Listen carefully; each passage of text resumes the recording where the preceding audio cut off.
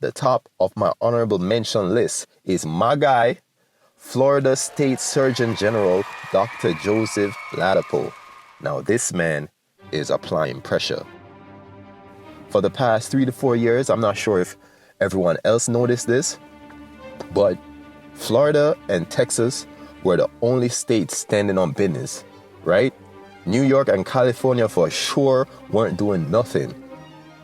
And if you listen to some of the content creators or influencers out of Canada and the UK, the people or the health professionals, persons in the public eye that you would expect some objectivity or to be getting quote unquote truth from, those persons out of UK and Canada, they weren't standing on nothing. So even though it took a few years, the persons with the clout, they are starting to have a little political pushback. And I'm here for it. We're definitely here for it. We've been waiting on it. Some of us influencers or some of us content creators who have experience in the health field, but we had to fall back because we don't have the clout like these people. Let's start dropping names. The top of my honorable mention list is my guy, Florida State Surgeon General Dr. Joseph Ladapo. Now, this man is applying pressure.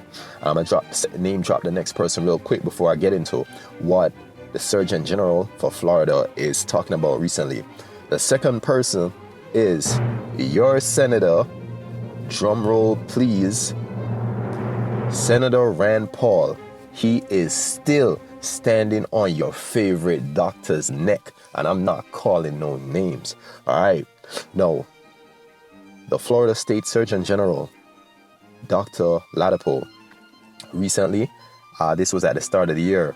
Now, around January 4th, I'll post the article in the description, but he had sent a letter and he made public the contents of the letter to the FDA, right? And his concern in a nutshell, like I said, the article we posted below, but his concern in a nutshell is that the contents of your favorite vaccine over the past, the contents, I'll just drop it because this is not my words, this is the Surgeon General's words. The contents of the vaccine, the COVID-19 vaccine, are questionable because it contains DNA fragments, according to his office. And the issue is not that it contains DNA fragments, but his query to the FDA and his issue overall is, has assessments been done to verify that these DNA fragments are not problematic to human health, right? Now, let's dive into this real quickly.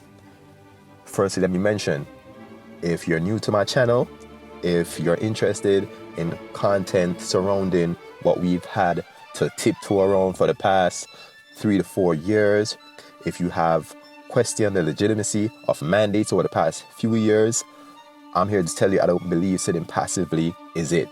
It's not it at all. So if you would like to support this channel, be sure to click the like button, share this with people you know, and stay in tune with the content, stay up to date, because things are changing and it's definitely important that you get at least some amount of objective information. So I appreciate y'all support. Please click the like and also share the content. Now let's finish this off. So the Surgeon General, here are some of the pointers that he brought out in his letter that he addressed to the FDA, right? First and foremost, he cited a 2007 published guidance on regulatory limits for DNA vaccines. This regulatory guidance, in a nutshell, what it acknowledges is that when you have DNA in vaccines, it can theoretically impact a human's oncogenes. These are the genes that transfer a healthy cell into a cancerous cell. All right. So in a nutshell, people, if there are issues surrounding a vaccine that is using DNA technology, it's possible that this vaccine can be more likely to have issues with cancer-causing material. That's one. Next one, we're keeping it simple today. DNA integration may result in chromosomal instability.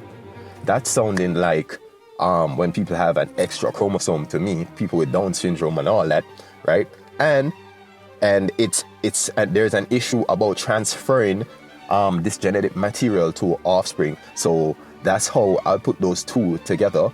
And lastly, the guidance that was published by the FDA back in 2007 also queries that DNA vaccines could have unintended effects on other parts of the body, including the blood, the brain, liver, kidney, etc., etc. Right? Now, he has asked Dr. Ladapo, the Surgeon General for the state of Florida, he has asked that the use of the COVID-19 vaccines be discontinued because, and I quote, the FDA provided a written response providing no evidence that the DNA integration assessments have been conducted to address risks outlined by the FDA themselves in 2007. Lastly, Dr. Ladapo says, if the risk of DNA integration have not been assessed for mRNA COVID-19 vaccines, these vaccines are not appropriate for use in human beings. End quote.